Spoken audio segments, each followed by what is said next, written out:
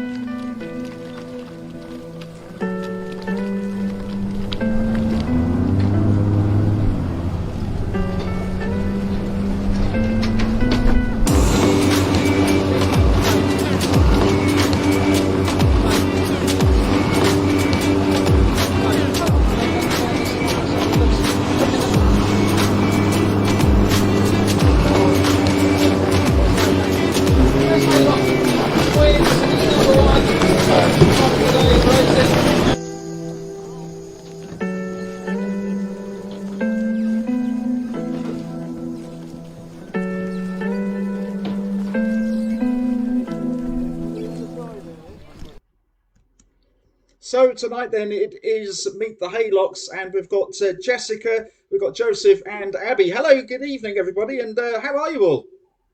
Evening. Good. We're all right down here. Well, you say you're all right, but Joseph, let's just have a look at your right arm at the moment.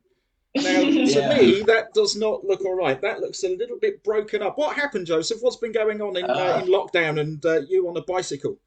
Well, I thought I was very cool going out on my bike on my paper round when it was icy. Went over some ice and stacked it and fell on my elbow. Stacked it. I like that. And so obviously there was a little bit of pain, and then you thought, what, I need to go to hospital, or did you get some help? What happened? It was fine. Well, for about a few seconds, and then I realised that it actually hurt, and I couldn't straighten my arm. So I called my mum, asked if she could come help me because I couldn't get off my bike, and then realised that I couldn't straighten my arm properly, and then went to hospital. And then obviously you found out your injuries and everything else. Abby, is he always this clumsy? I mean, is this what you'd expect from Big Brother? Well, normally when it hurts, he'll try to be a big man and say, no, it doesn't hurt. But it's very hard to get him to, like, say it hurts. But he's going to fix. So how long have you got then, all slinged up then? 6 weeks, apparently. 6 weeks. And you're now into what's this, week 1? A week has gone? Well, it's barely a week. It's about 3 to 4 days. Oh, it's going to be a long time. It's going to be a long time. And then, x-rays and things, and you'll be fine.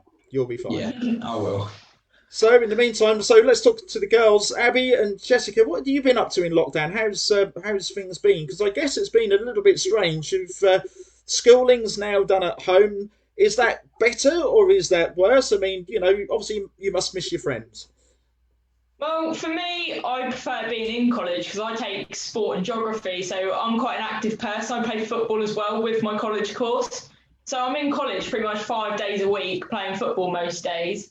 And it's been a bit weird not being in college because I can't play football. Instead of my football, I'm having to go out on runs and I can't do my sport. So it's got to be a little bit frustrating for you. And Abby, what about you? I mean, how's school at home? Well, I like it, but I'd rather prefer being at school because there's certain times where I don't understand something. I'll go to one of these, they won't understand something. Whereas I know when I'm in the classroom, my teacher would come up to me and say, well, this is this and this is this, so I actually know what I'm doing. So. But I guess you get to have a lay-in, though. I mean, you can get up at 5 to 9 and rather than 8:30 or whatever time you guys get up. So you get to have a lay-in. That's a bonus. Sometimes it's the normal time, though. Sometimes Mum don't care. All right. And Joe, what about you? I mean, you've got the perfect excuse to bunk off school now, being at home. You can't do anything. You can't write. You can't do the laptop. You can't, Right. It's my left hand, so it's all right. And you don't really need to write much anymore because it's all on computer, all on Word and PowerPoint and that, so you don't need much. See, so PowerPoints and that, I really could have done with your help about 3 weeks ago when I was trying to put the show together because technology now. I don't know much about it. Neither, that makes two of us then because. But there we go. We'll learn as we all go through. So, the big question, I guess, powerboat racing and how much have you missed it? There was no 2020 season. We've not seen our race family. We've seen them, of course, what we've all been up to on Facebook. And various other social media sites. But, I guess you've missed all your fellow competitors, all your rivals, and the whole show, the whole powerboat racing scene. I've just missed, on Thursday nights we get everything ready as a family, pack the van, pack the cars, make sure everything's ready. And then when we get down there, we sort of say hello to everyone, ask how they are. And then it's sort of, we all chip in as a team, like all our pit crew, Jensen and Jack. They come down pretty much when we're down there, help up fuel the boats, take defenders round so that we can put out all the bungees, all the poles and stuff, and they're always all there ready. I've missed that. I just hate thinking on Thursdays being like, we could be doing boats. Or we normally be doing boats by now. Yeah. I keep getting bored easily, so... So what do you do on a Thursday night now? Nothing. Other than this? Yeah, nothing. Just sitting around playing Xbox normally for me. Watching TV. So you mentioned Xbox. So do you play, is it Call of Duty on the Xbox or are you playing racing games or? Well, I play F1 2019 with Jensen and Ryan and Elliot actually. Yeah. We have our own tournament that we do, like a racing championship thing. So I guess that probably gets quite competitive because we done a thing. There was an F1 thing that we done online, which I think we broadcast live to YouTube. But we had Eric Stark was in it, Sean Taronte was in it, Solvang. They were in there, and Cedric De Guin from Formula One. He was in it. There was a whole load of superstars from the world of powerboat racing, and it got absolutely super competitive. And the text messages, what the people didn't see was the text messages afterwards that was flying around. So I'm guessing that, obviously you want to beat everyone, you want to beat Elliot. So I'm guessing that who's the worst? Who's the most competitive? Jensen's the best. Ryan just gets angry at little things. I'm probably, as soon as I get in front, quiet from me. I'm just concentrating, just staring. And Elliot is just funny. He just takes the mickey out of everyone if they do one thing wrong. What are you doing at this point, Abby? Are you trying to sort of block the television, block his view, or are you taking the controller away, or are you totally? He sits in the playroom, and I just ignore him. When he's in the playroom, you go somewhere else. All right, it's total isolation then, and fully focused. I need the concentration. What about you, Jessica? Why aren't you playing the F1 game? Are you not interested in the Formula One? I do play it a bit, but usually after tea it's Joseph's sort of time to go on the Xbox, and that's when they play their racing games. And I sort of pop in every now and again, sort of say hello to the boys, ask how they are, and I sit down and have a watch, but I don't stay. But is that because you're better than him? You might be better than Joseph. I think I am, but no. Oh, so I see a little challenge going on here. So maybe we can come back and revisit this one day and set something up. The Haylock v Haylock Super Formula One Challenge. That sounds like we'll have to make that happen, I think. My bet's on Joseph. There you go. Well, just to be on the other side, so I'll say that, Jessica, you keep your cards close there. So I think it's going to be you. I think you could be the winner. So, I mean, we're talking about powerboat racing really tonight. So how did it all happen? How did it all begin? Obviously, all of a sudden there were very few juniors sort of back in the mid. I think Thomas was the last of the last. And then I know we were looking at where are we going to get our next batch of the superstars from, the next junior drivers, the future of powerboat racing. Then all of a sudden, you don't get one Haylock come along, you get two. And, how did this happen? Well, I started off, I've been watching since I was very young. I'd been down there since I was about a week old. And Dad had spoken to Pete, which I didn't know about as a birthday treat, to have a go in the 15. So that was on an Alton Broad National. I remember meeting Elliot, and he was absolutely towering over me at the time. And I was tiny. But I sat in the seat and had one new train. I can't remember what night it was. I should assume it was a Thursday late before. There was two other girls with me, and I didn't really know at the time, but it was Ellie and Jamie Speller that were then having a go. Ellie was going to go in a 15. I think so was Jamie at that time. And I had a go, and it's just like you catch a bug. You just want to go again. So obviously there was the total initial, it grabbed you and kind of got you. And Joseph, I guess that you were watching and thought, right, that's it, I want to have a go at this as well, and not let the sister have all of the fun. And so then you had a go. Yeah, when we were rolling the boat back, I was pushing it back with Pete, and then he asked me, he was like, how old are you? I think I was 9 then. He's like, you can have a go. I was like, all right. So then, after that I had a go, and then we shared a boat to start with, and then slowly got into the powerboat and club family. And just how weird was it being in the boat for the first time, going back to the training days and things? Because obviously it's when I was younger, I could just jump in a boat and do it, but now of course things have changed. Things had to change for safety reasons. So you go through the training, you go through the classroom training. I mean, first of all, how did you find that? Was that easy to cope with, or was that a little bit difficult, or how did you find the whole experience with the training? I think I had a radio in my ear, and Julie was up in the clubhouse, so she was telling me when I needed to slow down or speed up or what I needed to do. So I found it quite easy. What about you, Joseph? Sort of Did you find the training sort of difficult? Did it go on too long? That's kind of the direction I'm going. Well, I found it quite confusing because I just thought that you could get in and then just straight away drive, but then there was all the logics. Like you need to get your license, then you need to pay a lot, and then So, yeah, I mean, there is a lot to think about, especially on the night, and I think that's something I struggle with. Is there's a lot to remember on the night, all the different documents that you have to bring. You've got your driving license, there's the measurement certificate, there's the money, which is I guess is the important thing as well, and that's without all the boat stuff, and that's before you even get in. So lots to remember. So anyway, you done your training, you both got hooked on it, and then what happened from there? Where was your first real proper race?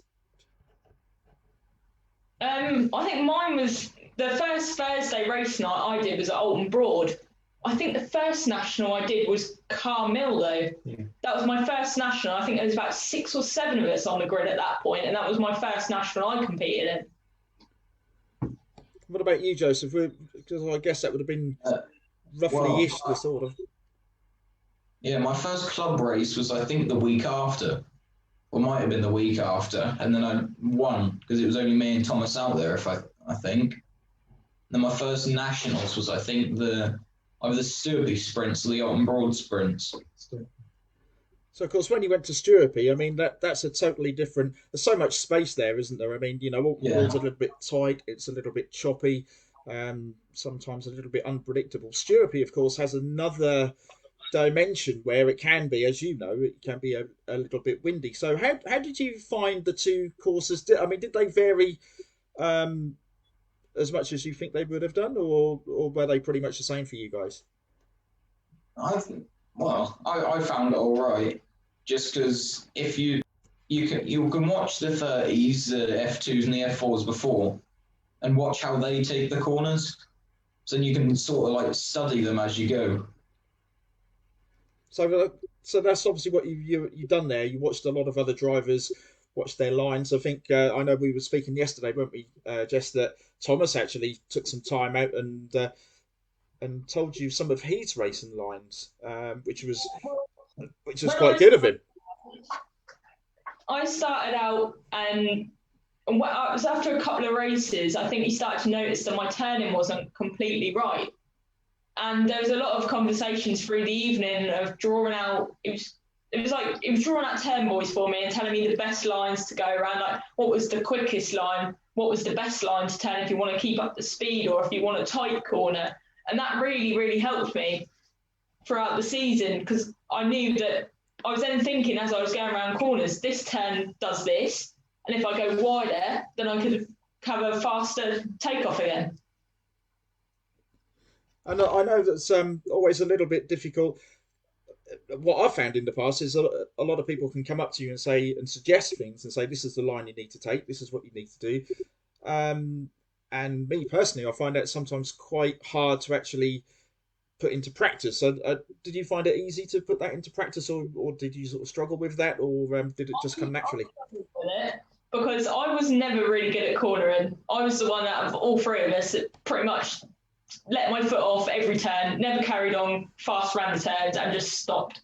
I was the sort of person that stopped at the end of the turn more and got on people's nerves really, but after you just have to keep practicing it. It was just repetitive, keep doing it, and then soon it'll work out how you wanted it to. So what's the key thing of driving a GT boat? So we'll talk about the GT15s really first of all, because obviously they're a wing boat.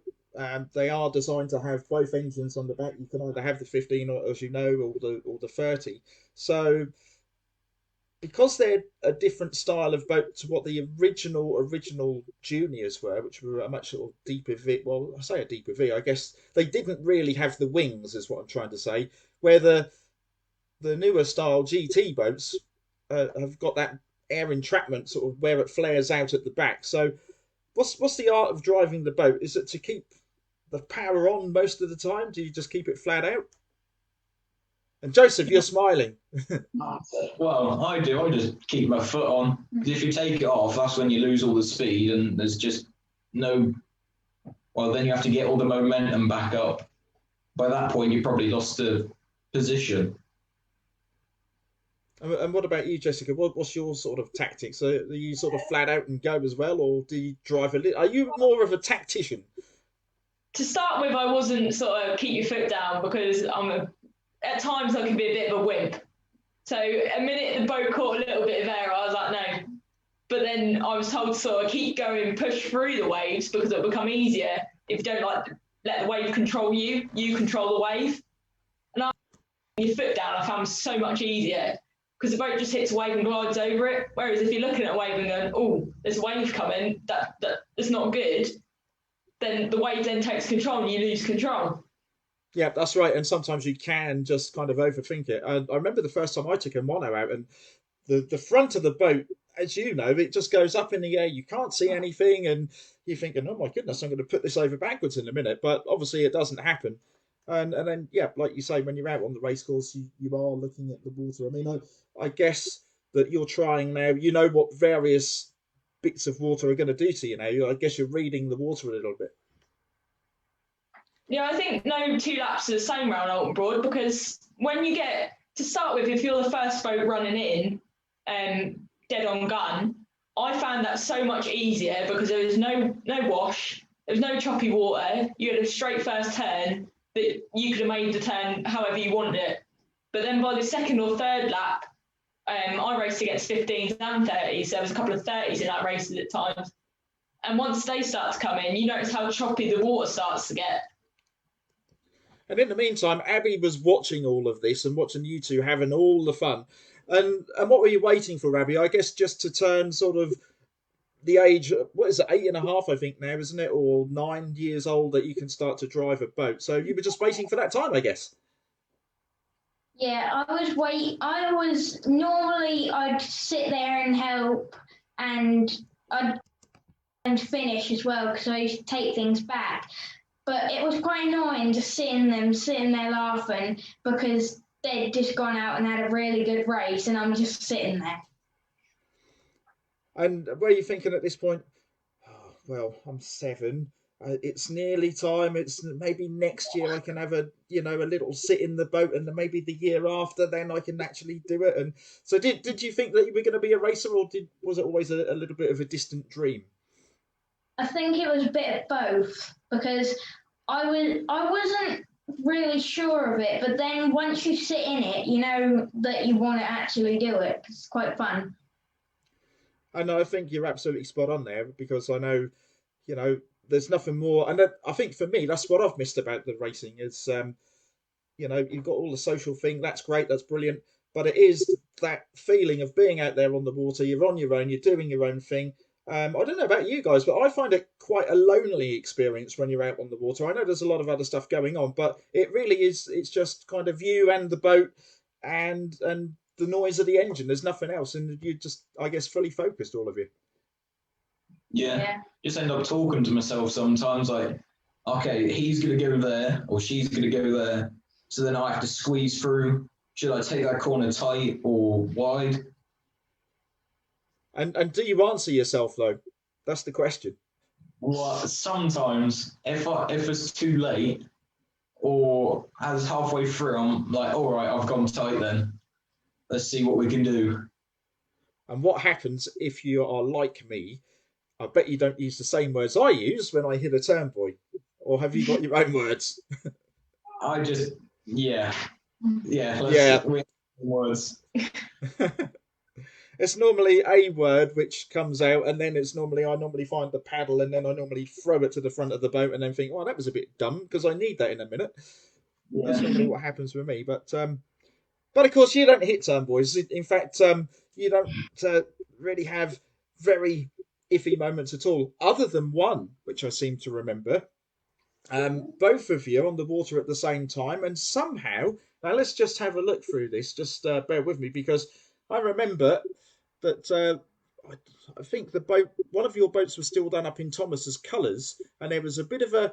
Let's just have a look at this. You won't see it, but there was the accident. The viewers can see this now. So number 20. So that's actually you, Jessica. So you're in number 20. So you found your brother had what? He'd hooked in front of you, and you just decided to use him as a ski jump. What happened there? Well, I didn't really know because I got a lot of spray in my face as he was obviously turning because I thought I'll take a tight line because I didn't think he was going to turn tight. But then ended up hitting him and didn't really know till afterwards. But what we spoke about afterwards, after we went through and looked back at all the photos and sort of spoke through what happened, was we think the steering arm might have snapped just as he was turning, which caused him to be able to lose his steering, and I just hit him. And of course, yeah, you are just a passenger at that point, so there's not a lot you can do. And at that point, did you think, did panic set in, or were you fairly calm? And obviously, Joseph, what were you thinking at the time? Well, I was going around the corner, and then I was like, oh, all right, first corner done. And then it just suddenly hooked. I was like, well, this isn't good because I knew Jessica was coming in after and several others. So then I turned, and obviously I looked to the corner of the boy to see if they were coming round, and then I just saw Jessica fly over the back of me. So did you see this happen, Abby? Were you watching at the time, or did you were you looking in the other direction, or what was happening with you? I think I did because no, I didn't because my nan came down and I don't think I wanted to see because I was getting quite bored. So I went home with her, and then I remember Nan going, oh, I need to go take this phone call, and then coming in and going, let's just stay here for a bit longer. Ah, right, yeah. So one of those kind of moments then. But of course, that you carried on after that. Both of you, you kind of got over it. I mean, there was I take it, no big argument on the way home whose fault it was. It was all sort of, I take it you still had your cake, did you, Joseph? And then, life just carried on. Yeah, we both got a cake when we came back, and someone bought us a cake. So Jessica done her leg, and I was fine. So we went home, both had a bit of cake. And then I went out the next week in her boat because her boat was fine. My boat was done. How long did your boat take to get fixed then? There wasn't that much. It was the side that was a bit smashed. And then we needed to get a new cowling because that had gone and sunk. But I don't think it raced after that because there was only a few weeks left of the season. Joseph went out in my boat the week after because I spent 6 weeks on crutches, and he then went and beat my lap record, which I was setting my lap times because we were always competitive over our times. And I remember that ambulance trip that night because Jamie Speller had done the same with Edward J the race after. That was one of them freak nights. It was. I remember the night. Yeah, it was very odd. Yeah. Yeah, and that ambulance trip, me and Jamie, just because we were both on gas and air and Joseph was on the spinal board, we just spent our whole time laughing at the chair that was the foldable chair that I was put on. It just kept flapping down and we just kept laughing. And they're great guys, the guys from Icon who are paramedics for the club. I mean, they do a brilliant job. I know of, when I had my flip, when was that? That was 2019, I think. And I was fine, but they just make sure that, and it's just a relief that you see. First of all, you see the rescue we've got the best rescue in the world at Alton Broad. You've received their attention. I've received their attention, and it's always a relief. When they're always so calm. You've just been through a big dramatic accident, and and they're so calm. I think they're brilliant. Yeah, I remember, I think it was Sam Shrimpton that come on the boat to rescue me because I pulled my jack plug straight away and just sat there. And Sam come to rescue me because I was looking behind to make sure Joseph was all right. And Sam was like, breathe, breathe, breathe, because I was worried about Joseph, what I'd done, because he still reminds me, he's got a strip on the top of his helmet of red paint. He said, that's you. It was me, but have you signed it? Yeah, the ambulance crew and all our rescue couldn't fault them that night. They were perfect to us. And I always think that, knowing that you got a good rescue crew, good rescue team, that, you can give it your all. You can, you don't have to, you're always concerned what you're doing as a driver, but you don't really have to worry quite so much because if it does go wrong, they're there to kind of pick up the pieces. Yeah. So I think what we'll do now, we'll just have a little look at some of your racing career, and that's all of you, including you, Abby, because obviously you're the newcomer. I mean, how long have you been racing? You've only had, what, a season? Just a little bit of a snippet of a season? One season. Yeah. So yeah, so I kind of feel sorry for you, really, because, just as you got the taste for it, just as you were about to, get super competitive, and then, unfortunately, we all missed out on last year. And we were saying off air, weren't we, about there was the release today from the CPA, that our governing body, for those people who don't know, that things are happening behind the scenes, and if the world allow us to, we could actually still get on the water at some point this season. But unfortunately, at the moment, it won't be March. No doubt you would have been testing at Sturpey in March. Yeah, I would. Well, hopefully, been in the 30. Well, training for the 30, because I'm old enough now and too big to go in my boat. So yeah, so that would have been your sort of plans, Jess. I guess you'd have just been going there to go around and have a feel for the boat and get back into the swing of things.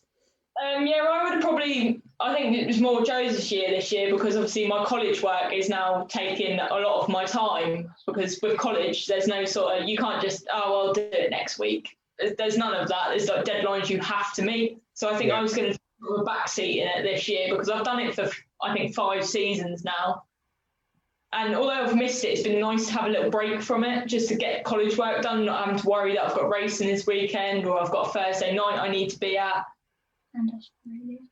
Yeah, I think, that's quite an interesting point. I think, people who are of your age, obviously it's an important time for us. From a selfish point of view, as powerboat enthusiasts, we like to see as many junior drivers out on the water, but kind of sometimes we forget that, your future is depending on those years when you're racing. So, it's kind of good of you to give us those years when you're on the water. Maybe you should be at home studying or doing whatever.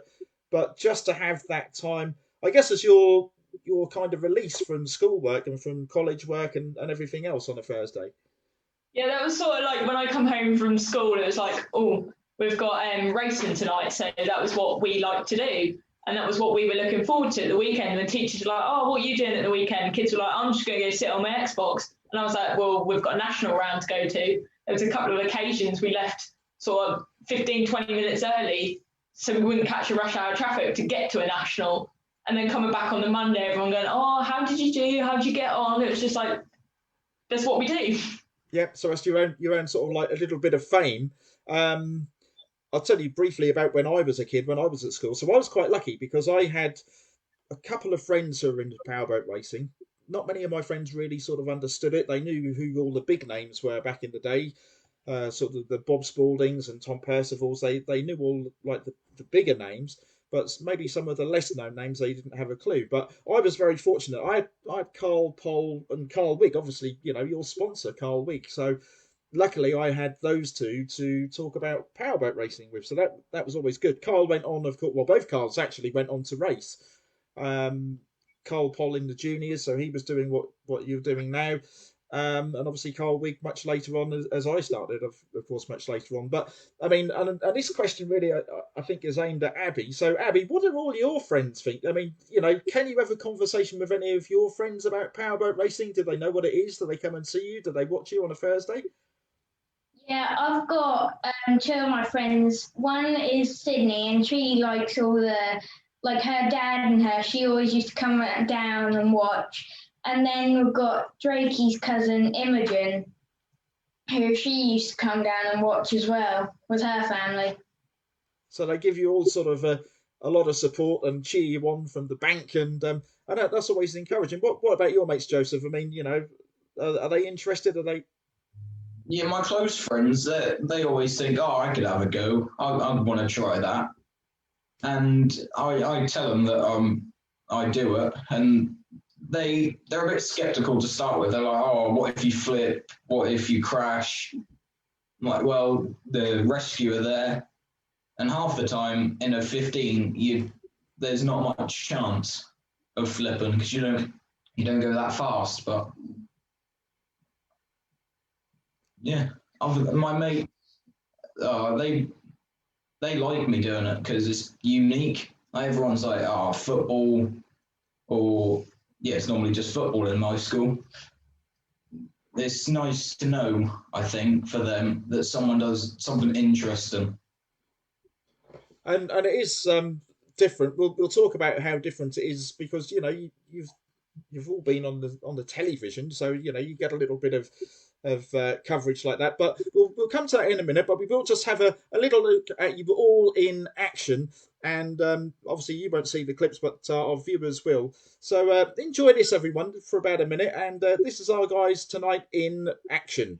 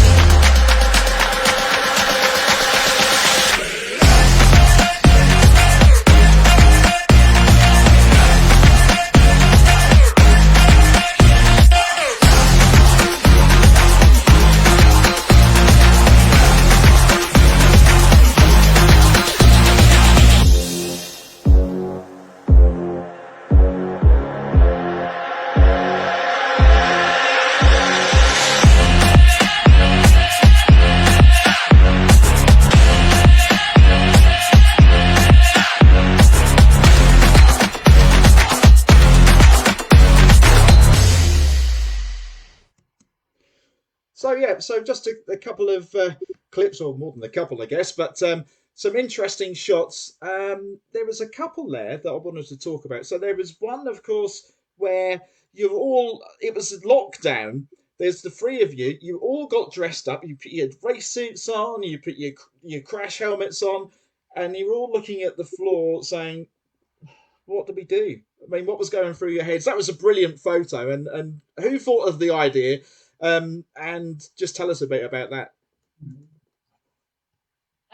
Well, originally we'd brought new overalls for the season because we'd all grown out of ours. Well, my zip snapped on mine. I basically popped out of mine, and Joseph was getting too short for him, so we got new overalls for the season, and mine is still hanging up. We haven't used. So Dad said, "Why don't we do a photo?"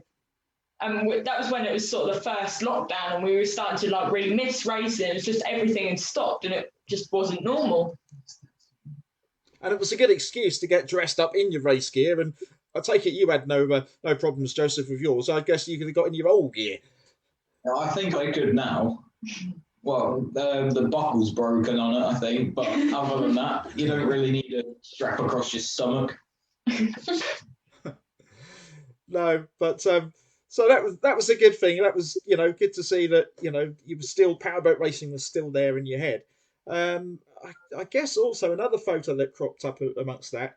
There's two others that I really want to talk about. There's one there where you're in a rowing boat. So you're just rowing. I think you and your mum and your dad and your granddad, you all take boats out, and we can't keep the Haylocks, basically what I'm saying, off the water.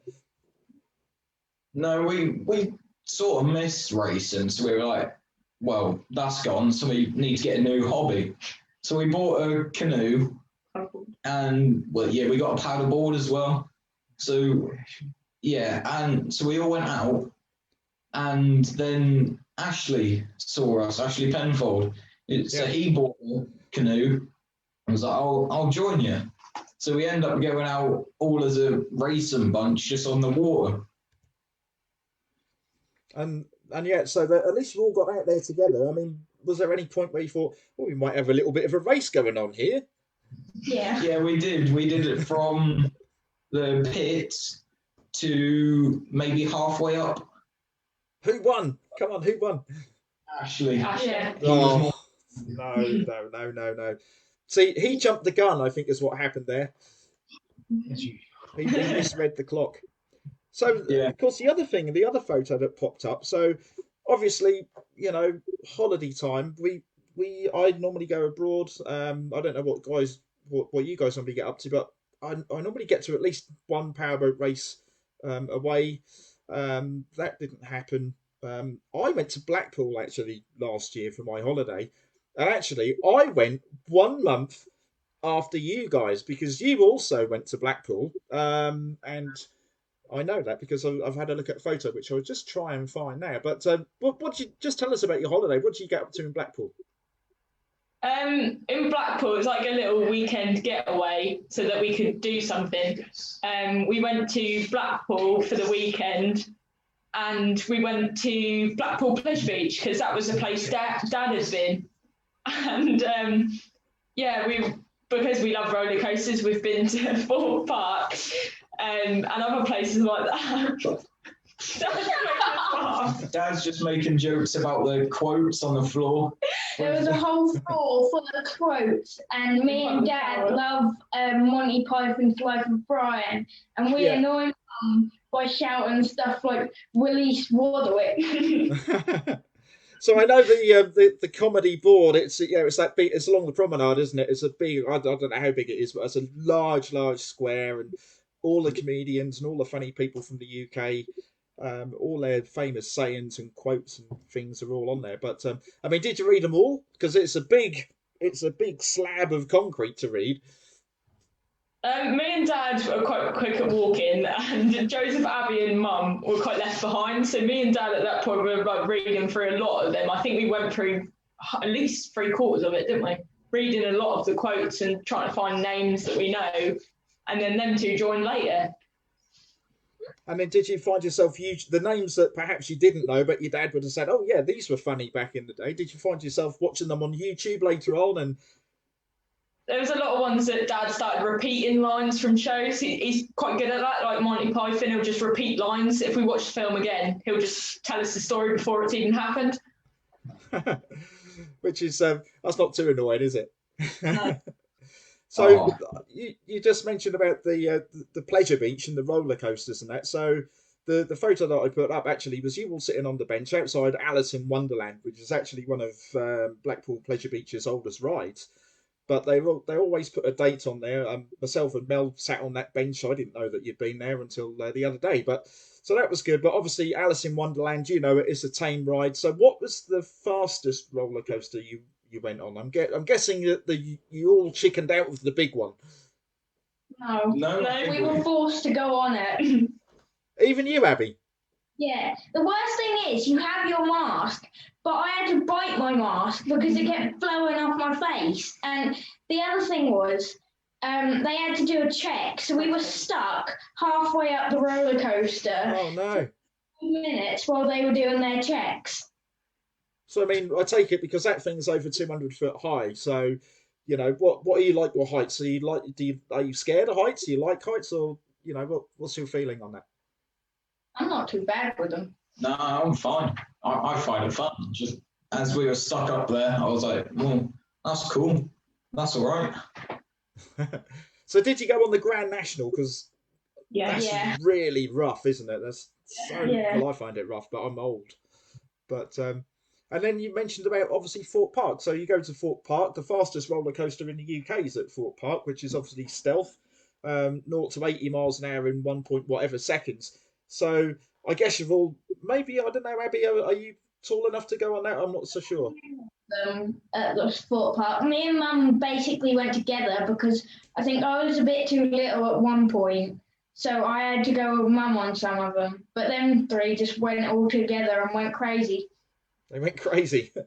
Yeah. So it's good to know that, you know, you get some kind of sort of adrenaline fix by going on all these fast rides and that. When you're not doing that, and probably actually we've not really done a lot of it over the last year, but you also going to just show a picture of you. You promote events as well, and by that I mean you're promoting yourself as a team. You're promoting powerboat racing. You're promoting the club. This is just a picture from what these guys get up to, but there's a whole team that go around various schools, fetes, shopping precincts. I know we do Norwich, and I'm trying to think. It was the big. There's it's one of the halls, isn't it? Henningham. So so you go along. And it's really encouraging to see you youngsters promoting powerboat racing. I mean, I guess you're all enthusiastic to tell everyone else about what you do and what you get up to. Yeah, we get a lot of people saying to us, "You don't drive that, do you?" Especially Abby. They look at her, think, "Nah, she's too small, too young." And then we're like, "Nah, we drive that," and they're surprised. And then that will get them, like, we say there's more of us, like way more in different classes, different speeds, and then they get hooked onto it. So then we're hoping that they eventually tell their kids or relatives that you can go race a boat on the Broads.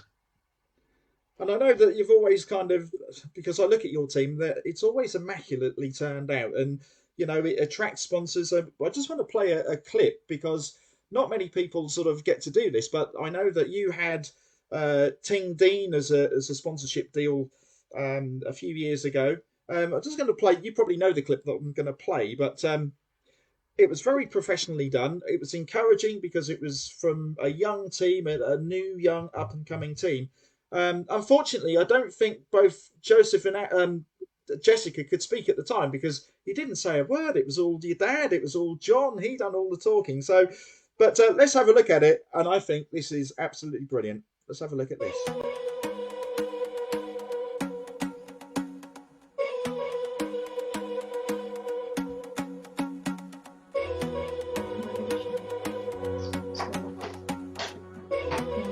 Hello, we're Team J&J Racing. We're down at Alton Broad on Thursday night, as we are all season. We are GT15 powerboat racing team.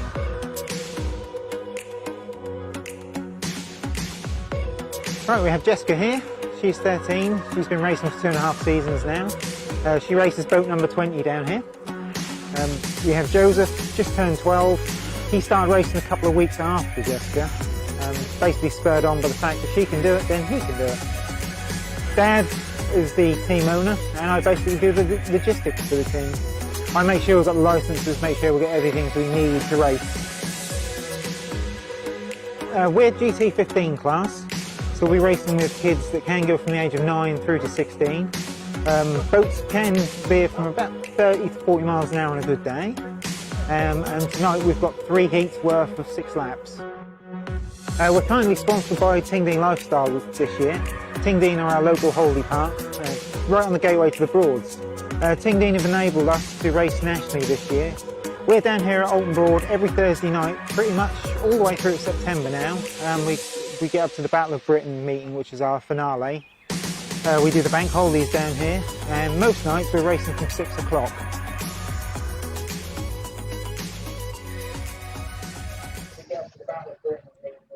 See, I think that's a brilliant video because it tells you exactly who you guys are and about the sport, about the club, and even to the detail of what time we start powerboat racing. So I thought that was a brilliant promotional video clip. And of course, you've had them as a sponsor. I believe Carl Wigg is part of a sponsorship deal at the moment, or certainly has been of recent times. And you've been successful. I think this is where this is going because. Why wouldn't you want to sponsor a successful team? I mean, let's just look at your stats from last year. So in the club championship, there were 17 in the GT championship. There were 17 drivers that had, over the many weeks that we've run at Alton Broad, so 17 drivers had actually entered. And it was pretty much a Haylock wipeout in the top 4 because obviously, Joseph, in 2019, you were the club champion. You scored the points. You scored 1,400 and whatever points. It was a close-knit thing because 617 points behind, which is only a race win and then, I don't know, a lower position. Jessica, you were second, but you nearly, it must have gone down to the wire nearly almost, that club championship, and we'll talk about that in a second. But, and even Abby, you're right up there. You finished 4th, and only just missing out with Ashley, who finished 3rd in 2019. But, coming back to the win, and the second position. You obviously went head to head all season. Yeah, I think there was like that last year as well. The year before when I won it, it went down to the complete last race, and I think Joseph had to finish lower than 3rd for me to win the championship. So in the back of my mind, I was thinking, yeah, go on, finish lower than third. But at the same time, I was absolutely dying to win, so I was pushing as hard as I can for that win. But I mean, you've got a lot to deal with because I mean, obviously you've been driver of the year before, um, so you've got the skills. Joseph, I know that you've been the most points at the early part of the season. We talked about that yesterday as well. So you're at the start of the year, you're definitely putting your stamp on the things. So, and I guess that's why we get a situation where you are very close together, and it's great to see all of the other drivers. 17, like I say, it's a shame that you're not all out together, but I know it's got a lot better in recent years than what we did have. I mean, like I said, when you first started, what were we saying? It was only yourselves and Thomas.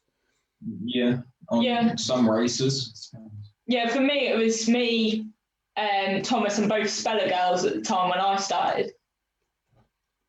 So now, as we look at the field, I mean, you've raced certainly on the national scene. I mean, Harvey Smith. I mean, Harvey has now gone on to do Formula 4. You've obviously now progressed to do GT30.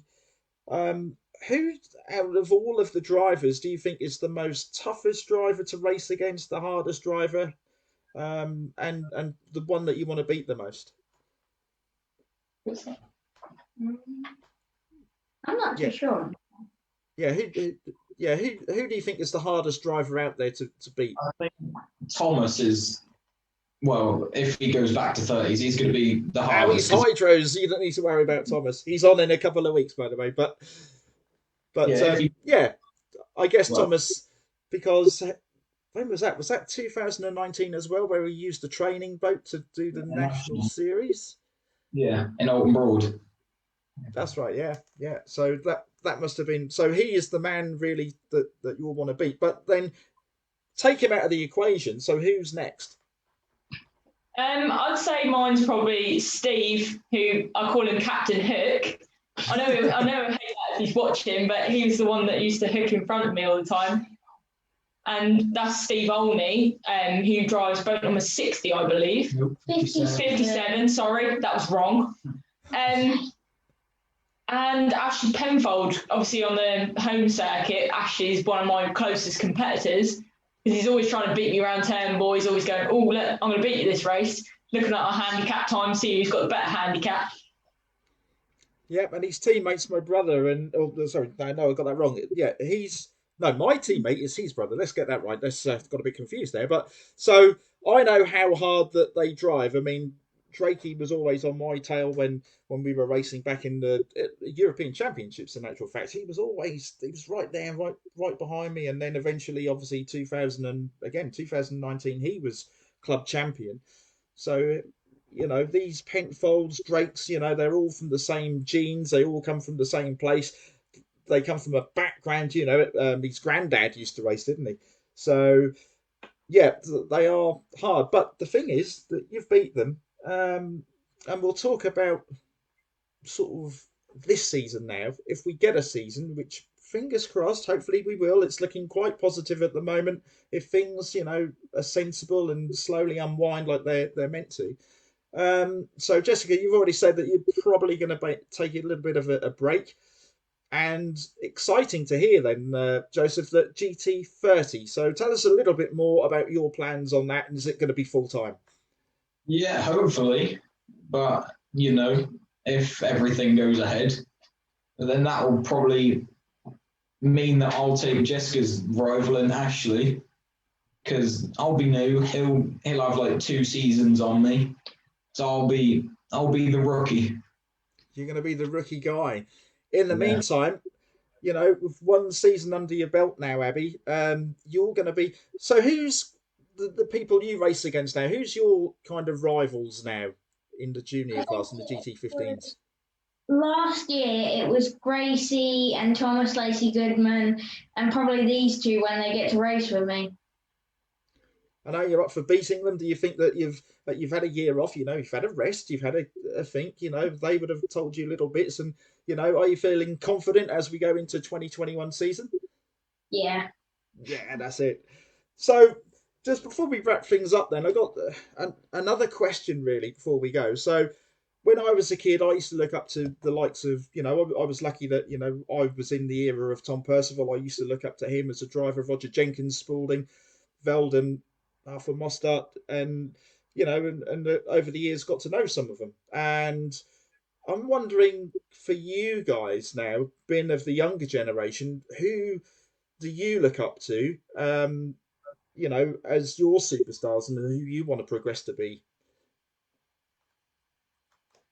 I'd probably say either Ray or both Brians, because they've been in the business for so long, and they still to this day are helping out.